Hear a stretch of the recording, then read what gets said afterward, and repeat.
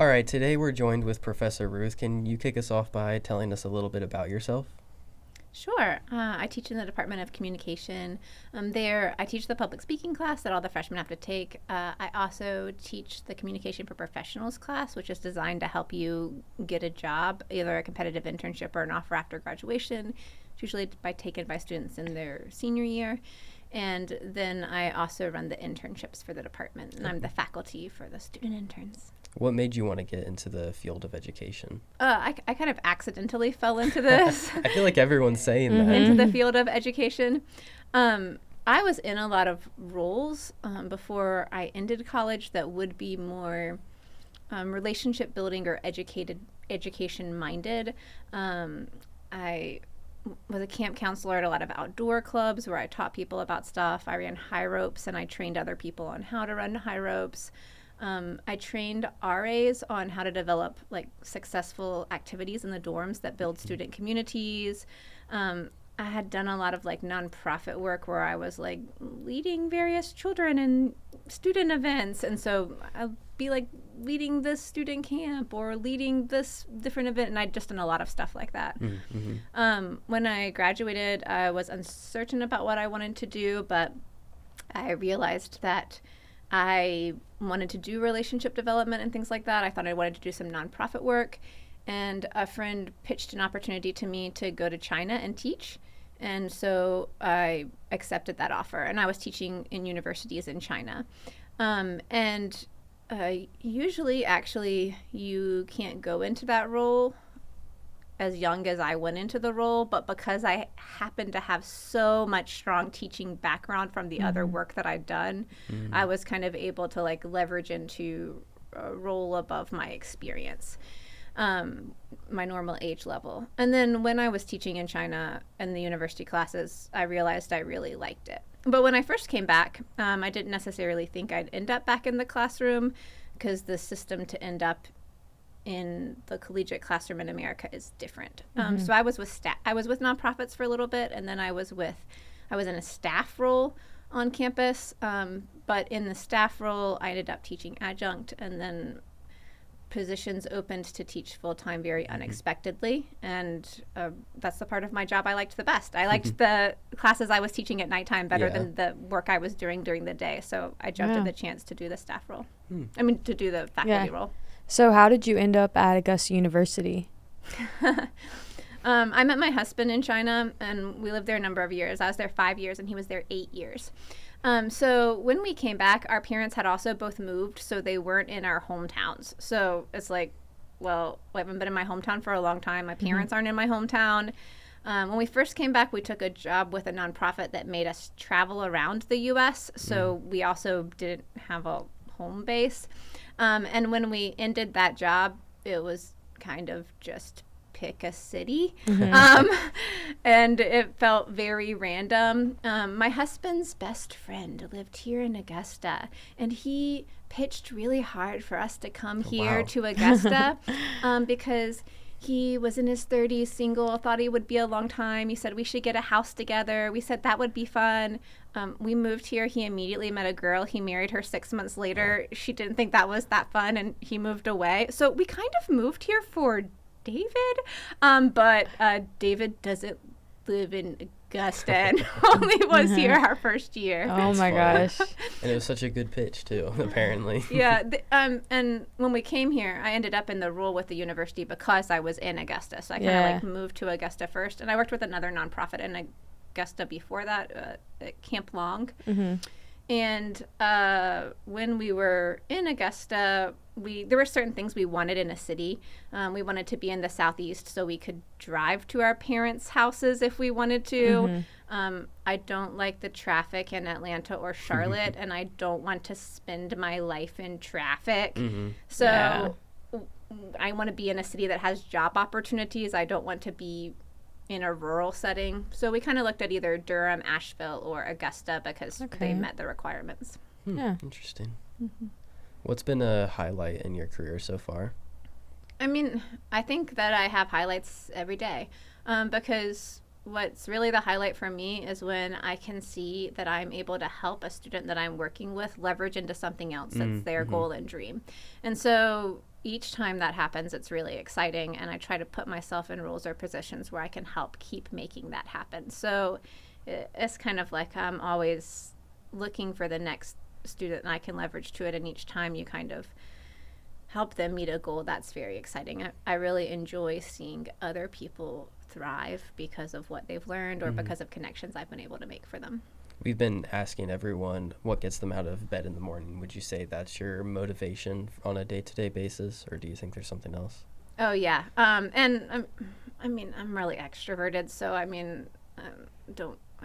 don't want to stay home by myself. Yeah. So I mean, it's valid. I'm a more like traditional cannot comm relate. major. Yeah. That's like when I was in college, I was like around people 24/7. I can be more introverted now, but I'm like, Yeah. oh, good. Let's go to campus and see people who want to talk to me. I'm that way sometimes. Yeah.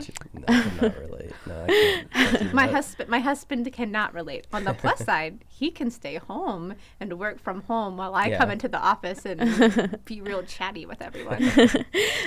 Can you tell us about any challenges you might have had in your career? Yeah. When I first came back from China, there was a big challenge then because it's really hard to transition from one country to another in career field. Also, I came back during a time when there was like an economic downturn. So like there was a lot of unemployment already. A lot of people didn't understand what I'd done in China, so it wasn't very easy. Usually people want to hire you into the next role based on what you did in the previous role. But my previous role didn't look like any of the jobs I was applying for, and so people often kind of like didn't know what to do with that. So it was really a challenging time to like figure out how to move forward, and I had a series of jobs there that I didn't like as much. On the plus side, now I teach people how to write about their past experiences to land internship and job offers. And so my very challenging career transition story there does give me a lot more understanding and sympathy because I had to career seek at a particularly challenging time, and my career background before was like uniquely particularly difficult to do so. Do you have a specific piece of advice for our listeners if they're trying to like pitch themselves for a job opportunity? Like, what is a great way to advertise yourself? Yeah, I mean, what you want to do is you want to look at what the job you're going for wants, and then you want to think about how can you prove to them that you're able to do that. And so hopefully you're making choices to build your resume in ways that will help launch you into that.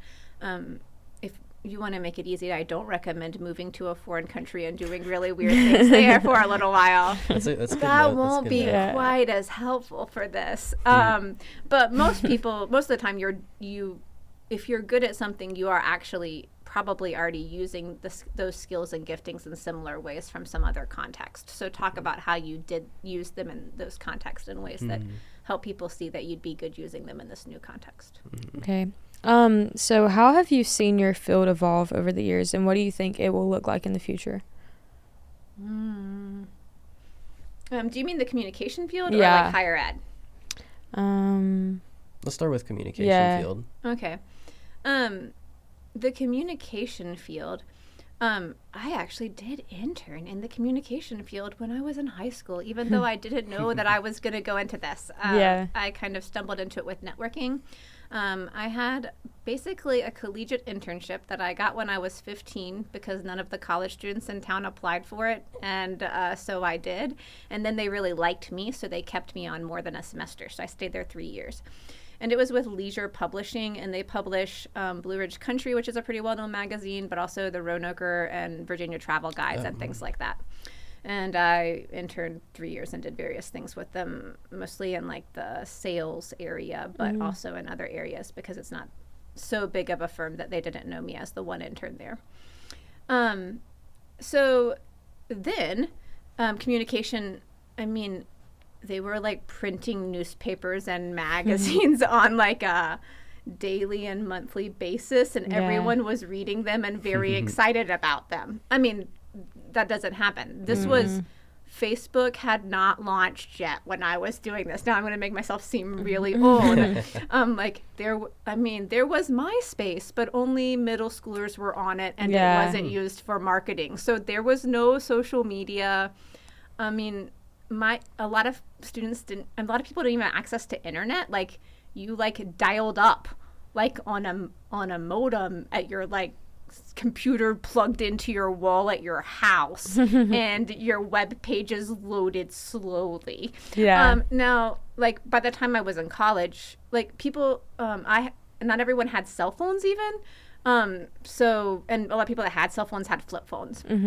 Now, when I was in college was when that major transition happened. So most people in college did have internet. Internet at the college was more reliable. By the time I finished college, most people had internet in their home. There was a very steep and kind of sudden upward trend in tech access for people. And obviously tech access has massively changed that. Yeah. But when the tech access first happened, people still didn't really know how to utilize that as much. So Facebook wasn't really running ads. It really was just you saw your friends post. And also it was only available for college students. So it was a very niche target market then. So now nobody gets a newspaper. A lot of newspapers have gone out of print. Most people don't get magazines. Most people don't read magazines. Most people have a cell phone in their pocket that they have access to all the time. They probably spend 8 hours a day on it. I mean, people before also were watching TV, and TV had you watched the show at 8 and you saw what was on, and then you picked which one you liked best. I mean, it looks completely different now in terms of how people communicate and what they want to communicate. In one way, people can really get what they want, but in another way, people aren't as connected with shared experiences because everyone's having a very unique experience tailored to exactly what they want. Yeah. And so there are ways that makes marketing or communicating better, but it also ways that it makes it a lot more difficult. Yeah, that makes sense. Lydia, what's your screen time on a day-to-day basis? I don't know. Hold on. Oh, okay, I'll fill while you look for that then. Wait, how do you see it? If you go to settings. Wait, 3 hours and 20 minutes. That's for today, right? I don't know. Because if you have a lot more time in today. If you go to settings. 5 hours. 5 hours a day? That's pretty good. It's not terrible. It's not terrible. I do a lot of my work on my phone, though. Oh, yeah. I've been trying to bring mine down, but our line of work. Wait, what's yours? I'll check right now. But I mean, part of your line of work is editing videos to go on social media. So I'm willing to if I have high screen time, I'm willing to forgive myself for it. Yeah, I've been grinding on my business account recently. Right. So. I mean, you're spending most of your time editing photos. Yeah. And you're going to do that on the screen. So it makes sense. It definitely makes a lot of sense. And I try to follow trends sometimes and stuff like that. So you have to consume in order to put out. Daily average is 3 hours. Wow. That's very low for you showed me I've been trying very hard to bring it down. It was not like that before. It was 6 or 7. And I was like, I gotta stop. Mine's been worse recently because I got stressed out because of the homeless issue. Oh yeah. I've been deleting apps if I use them too often. I've been deleting TikTok every single week, but then I re-downloaded it because I was stressed out. That's fair. I'm very intentional about what I put on my phone because I realized that I have addictive tendencies for that. Me too. And so I try to make my phone somewhat boring. And I still spend too much time on my pretty boring phone that has almost very limited apps on it. Yeah. I deleted Instagram because the argument was that I had in my head was I need it for content creation, but at the same time, most of the time I was spending on it just wasn't for content creation purposes. So I just deleted it and just, that's just an outlet I don't have. Yeah, that makes sense. Instagram's been kind of frustrating for me because one of the ways that I police myself on other social media is I won't put the app on my phone, which means I have to be on my computer and navigate it to and through the website. So I have to be no, seriously, I'm just looking and seeing what's posted on Facebook right now or Twitter or something else. But Instagram doesn't let you use a website easily to go scroll them. They want you to have the app. Yeah. And the other ones let you. Yes. The other ones let you trend that way, but those force you to have the app. And I'm I want to make it so I can only see this social media if sitting on my laptop and that I can't carry it in my pocket. Yeah. I'd be interested to know the breakdown of users who use the various different devices for Instagram. I don't think a lot of people use laptops doubt to it. scroll on social media. For YouTube, more people are using their TV, which I found very Yeah, interesting. a lot of people do use their TV for YouTube. Speaking of, what's your guilty pleasure outside of your career? Good segue. Nice job. Well, since we're talking about apps, I don't really I can't have fun games on my phone. Oh, yeah. Really? Because I will be too addicted to them. So I need a game that's kind of fun, but also Not too fun. boring. So I will stop doing it. My game is Homescapes. Oh, yeah. I just download educational games because it's like really fun for a while and then you get tired of it. Like I learned where every single country in the entire world is because I downloaded like a map game. Oh, this is a better option. But I'll also say that like when I use Homescapes, I also usually use it to help me do something else that I think is boring. Really? So like if I have to well, okay, it started because I had to like pat my child to sleep at night. I'm very bored sitting there patting, doing nothing. But I also don't want to stay on my phone longer. So Homescapes would make it so that I could patiently pat until they were asleep. And then I didn't want to keep playing, so I would stop and like go out. So it was like that's how I got the game. It was like this magic game. It's a filler. I still use it sometimes when I like have to do something that's kind of boring because it's very mindless. Like if I was learning, because it's so mindless, because if I was doing like learning the countries, I would not be listening to the other thing I was supposed to listen to. But if it's just called move this piece so the three are side by side, I mean, I am actually, in fact, I use it when listening to podcasts because I get bored with podcasts because I can't see anything. So I'll play match on my game if I have to listen to a podcast to make me sit still and listen to the whole podcast. I always clean or cook or like go on a walk when I'm listening to podcasts. Lego. Yeah. I could also do that. Yeah. So and it's productive too. Yeah, so. exactly. Yeah, it's all about finding like ways to keep your time productive. Yeah, and so that's my like I probably spend way too much time on Homescapes than I should based on like my hour thing. But that's what I'd say guilty pleasure because I'm like, this is a stupid thing that you do, and when I'm on it, I regularly feel like this is stupid. Yeah, I do not really play games on my phone because like if I'm gonna do something like that, I usually just read because I struggle to like make time to like do things that are good for my brain, and so like whenever I'm like thinking about playing games, I try to just like go on a walk or like read or something. I let myself have one game and then I like consume enough social media that I do not need games. Like I consume way too much social media. So I don't have social media. Yeah, exactly. But partially because I got this game, so I would stop because it's not addicting. If I was scrolling social media while patting, it's addicting. They would fall asleep and I would keep scrolling social media. But when he fell asleep, I did not want to keep playing Homescapes. Yeah. So it Valid. kind of like met that. It's less fun than social media. Yeah. Because social media is too fun, but so it's harder to stop. It's hard to put it down. Yeah. Yeah. Definitely. I get you. Do you want to try to ask my second favorite question? Because you tried to last time, but I want to give you a chance to redeem yourself. The telepathic? Yeah. Okay. If you could telepathically reach every student at once, what would you say to them? I did it. That's good. Thanks. Oh, that's a good question. Every student. Yes. You can, like, if you want to narrow the scope, you can be, like, every student in the comm field or, like, I don't know. Make it your own. Well, if it's every student in the comm field, I guess, based on my job, I would, like, telepathically tell them, please go get an internship. Because that's, in most cases, like, something that they need to do and don't always realize that they need to do. I think that's a little bit of a hard question because to some extent, like I teach in class, it's like you really communicate well when you tailor the message to the person that you're directly interacting with. So there's not a lot of things that are a good speech for every context. It's a good speech for this context. So usually I think what I say to each person looks pretty different. I guess in the internship place, I like picked something that's generic enough that it's, I mean, I guess I could probably change it instead. please build experience that will make you employable for the next thing that you want to do. Because I actually don't care if it's an internship, as long as like think about what your next goal is and make sure you're doing something that you can use to pitch to your next goal, that you should be a good hire because you did that. But that would look drastically different from student to student. So, and even some students, it wouldn't be an internship, even though for a lot of students it would be an internship.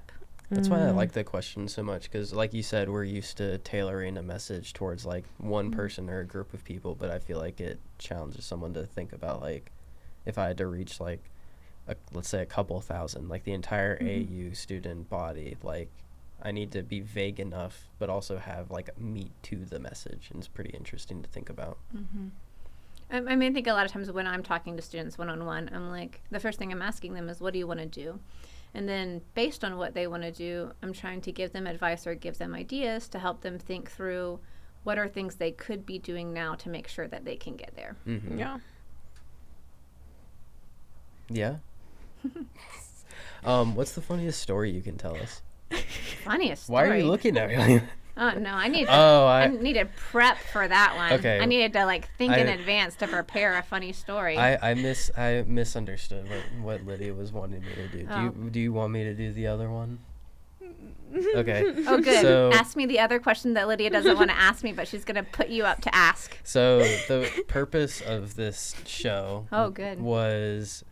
It was actually my idea, so I apologize. It was a co-idea where we kind of realized, hey, Rate My Professor is kind of like a pretty incomplete way to view a faculty member, because someone has to feel very passionately, whether positively or negatively, to even review someone to begin with. And criticism is something that we as humans struggle to deal with. And so this show was born with the idea of, what if we get the faculty members like talking to us, and then we have one of their negative reviews printed out. Wonderful. And we have them, read it out loud and react to it. That's fine. I'm actually very comfortable doing this. The way you just set that up was so funny. I mean, I've had practice. Every single time he does a whole speech. Well, I think it's important. Well, I think a lot of faculty would be very upset about that and kind of caught off guard, and they're very... we have yet to have someone that I think got upset by it. No, because at the end of the day, like, I mean, most of the faculty member know us.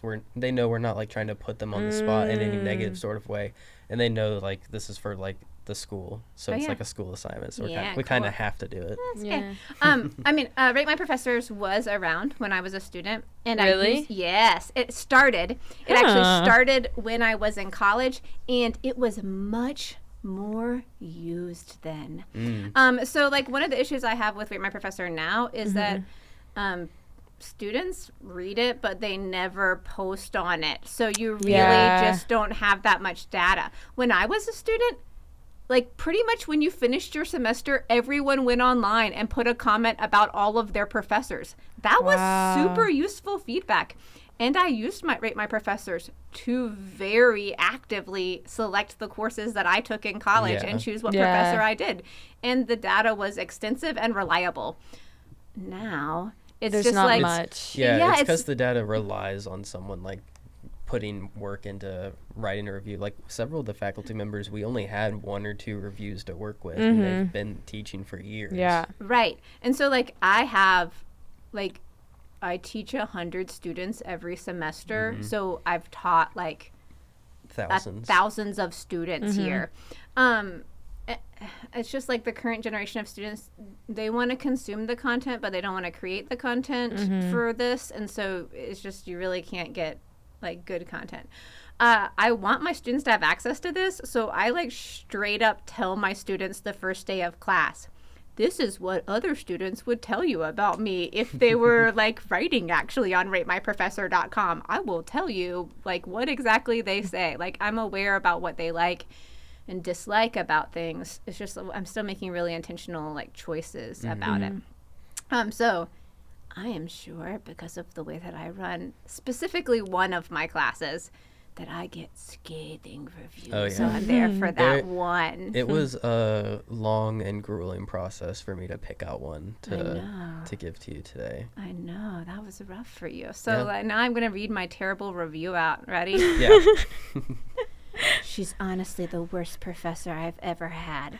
She assigns more work in 1 week than any of my other professors combined. Prepare to read hours upon hours of textbook material and watch hours upon hours of videos to take a 7-minute quiz with extremely specific questions. Her class takes up so much of my time that it interferes with my other work. There you go. How did I do? That was great. That was great. Okay. You want me to respond to it? Yeah. Okay. Let's talk about it. So I'll also say, list on here what the class is for. It's for COMM-3100, my Communication for Professionals class, my job where I teach you how to write things and to get a job. So I think that there are several factors involved here. One, this class, COMM-3100, while it is offered in the comm department and comm faculty teach it, it's not required for comm majors, and it is required by another department. It used to be required by College of Business, and now it's just required by the School of Computer and Cyber Sciences. They told me what they wanted me to cover in class, and I did not get to choose. They told me that I had to cover all of that content. So when people wonder, why do you have 15 assignments? Because the College of Business, who contracted with the comm department to teach this class, told me I had to have 15 assignments, and these were what they were. So to some extent, like this class, it's great that you can take it, but I did not have full control in curriculum design for this class. And I don't have control to change the curriculum design for this class because it's being offered for another college who wants to have this curriculum design in the class. Now, when I got assigned to put all of these assignments in there, the original assignments they assigned me to do were also super boring and not that useful. So it was like, our students need to learn how to write agendas, memos, business reports, business present. There's a long list of stuff like this. And I thought, well, the best thing I can do is to try to make this at least so it'll be something that students care about. And I'm like, let's see if I can repurpose all of this to reapply it to students being able to use it to get a job. And then the things that are only done after you get a job, I'll use it to talk about how you establish yourself in the job that you got and how you get promoted. And so I repurposed everything so that it's instead of just a business letter to establish a contract, I have them write a cover letter, which is more useful because if you write a business letter to establish a fake contract, that's literally a waste of time that you're not going to use. If you write a cover letter, I think as a college senior, you currently need a cover letter to apply for the job, and you tell me who you want to write the cover letter for. So I think I'm just asking you to do something that you should already be doing. If you're not, well, then I'm making you do something that you'll immediately need to do. So that's there. Also, I'm strict in the course because I wanted students, and because the other college did originally too, to get hired. And so they wanted me to not pass cover letters that hiring managers would be unhappy with. So I was supposed to make sure they produced cover letters that will get them a job. And I did. I tracked employment with my first semester, and 35% of students received job offers during the class, and 65% did within the semester after graduating the class, because I tracked all my students afterwards. So that's really high return. Also, my students in my class started getting job offers from more competitive places than the other students who hadn't taken my class. And at that time, I worked with some of the employers, and some of the employers told me, they were like, oh, this student was really less experienced than this other student, but she was so much better because when she interviewed, she used Star Stories and she did this. And I was like, I didn't say it, but I taught her to do all of that in class. The only reason that student got hired instead of another is because she did what I told them in class. And it was a Fortune 200 company that hired her. So people get mad at me to say this, but I'm like, no, what I'm telling you is literally what you have to do to get a job at your employer.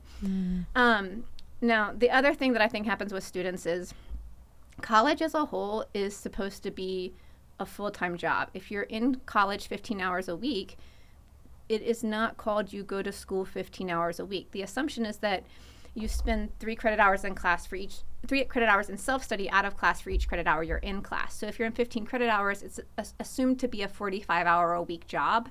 You're spending 30 hours self-studying or 35 hours self-studying and 15 hours a week in class content.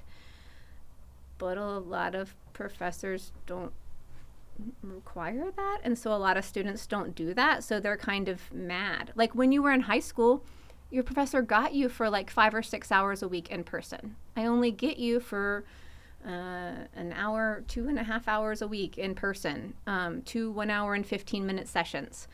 I get you for 2.5 hours a week, but I'm supposed to cover more than your high school professors covered who got you for 5 or 6 hours a week. It's like sometimes students are just mad because they have to self-study, but that's what college is. Also, like this person is like, I have to watch so many videos. My videos never total more than 75 minutes. They literally replace exactly what you would get in a 75-minute class time.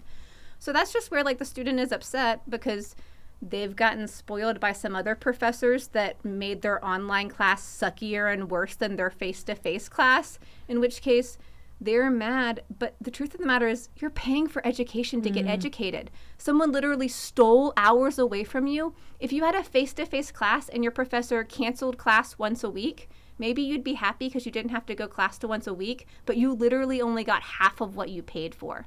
That's kind of what happens in online classes, but I'm not going to do that in my online class. So if you would have had 75 minutes of lecture content in class, you get 75 minutes of lecture content online. It's the same. You get literally the same replacement. So it's not hours upon hours of videos. It's under 2 hours and a half of videos to replace 2 75-minute class periods. Yeah, that makes sense. Yeah, thank you for talking to us today. Yeah. What may be our last podcast? Yeah. Well, I'm glad you got me here at the end. Yeah, you ended us strong. But yeah, thank you for coming today, and yeah. Godspeed. I was gonna say listen to our next one, but this is the last one. Listen. Thanks for having me here at the end. And shout out to Olivia, who's been our audio engineer. Let's give a round of applause. Go, Olivia. So much behind the scenes work, and the listeners have no idea. But shout out to her. Well, thanks for having me. Of course. Thank you for coming. Bye-bye, guys.